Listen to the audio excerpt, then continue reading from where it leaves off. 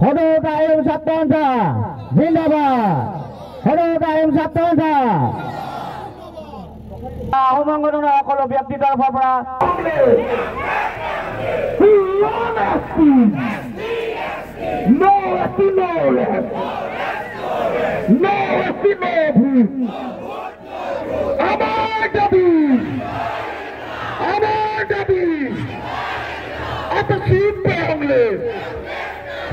আহিবাজি ৰাজপথত সিমানে তোমাৰ কাম নাই।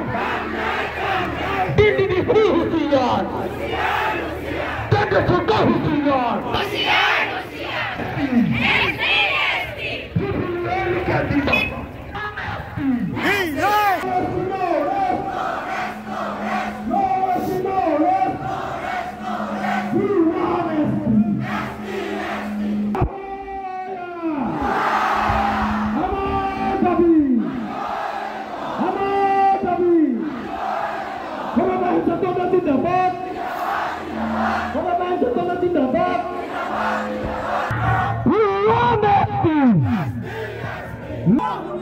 दिल्ली दुश्मन होनी लो, दिल्ली दुश्मन होनी लो। শৃংখলাবদ্ধতা টাইম জনগোষ্ঠীৰ এটা পৰিচয়। গতিকে সকলোকে আমি শৃংখলাবদ্ধভাৱে এই সমাধানত অংশগ্ৰহণ কৰিব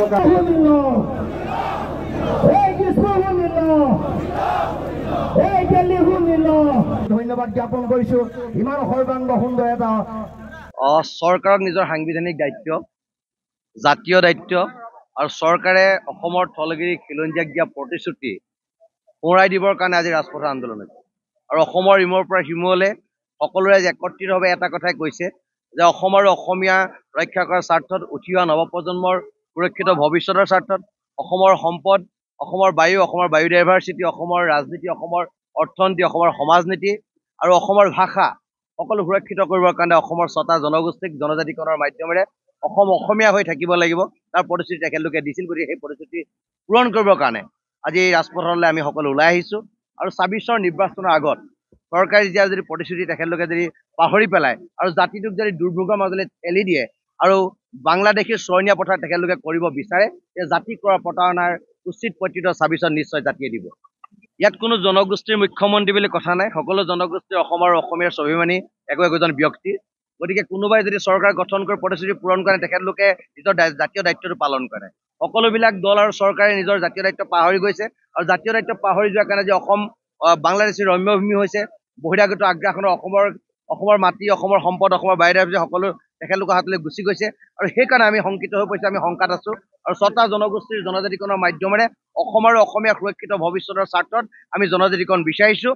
এই যিটো আন্দোলন, এই আন্দোলনটো কোনোবা জনগোষ্ঠীৰ বিৰুদ্ধে হোৱা আন্দোলন নহয়, কোনোবা জনজাতিৰ বিৰুদ্ধে হোৱা আন্দোলন নহয়। আমি সকলো একত্ৰিতভাৱে ভাতৃত্ববোধেৰে অপশক্তিৰ বিৰুদ্ধে যুঁজিবৰ কাৰণে আমাৰ শক্তি লাগে, আৰু সেই শক্তিটো দিবৰ কাৰণে ৬টা জনগোষ্ঠীক আমি জনজাতিকৰণৰ মাধ্যমেৰে অসমখন সুৰক্ষিত কৰিব বিচাৰিছোঁ। কোনো চক্ৰ বুলি কথা নাই, সকলো আমাৰ ভাই ককাই, কাৰোবাৰ মনত সন্দেহ আছে, শংকা আছে। গতিকে সন্দেহ আৰু শংকা কাৰোবাৰ মনত থাকিব পাৰে। গতিকে অসমৰ যিজন অভিভাৱক, যিজন মুখ্যমন্ত্ৰী, তেখেতৰ নৈতিক দায়িত্ব আৰু কৰ্তব্য আছে, এটা জাতীয় দায়িত্ব আছে যে যিটো শংকা আছে, সন্দেহ আছে, শংকা আৰু সন্দেহ নিৰ্মূল কৰিব লাগে। অসমৰ ভাই ককাইকেইটাৰ মাজত যাতে অপশক্তি ক্ৰিয়া কৰি এটা মনোমালিন্য পৰিৱেশ সৃষ্টি কৰিব নাই, তাৰ কাৰণে তেখেতলোকে এটা পদক্ষেপ ল'ব লাগে আৰু সকলোৱে একত্ৰিতভাৱে অপশক্তিৰ বিৰুদ্ধে যুঁজিবলৈহে শক্তি সঞ্চয় কৰিব লাগে।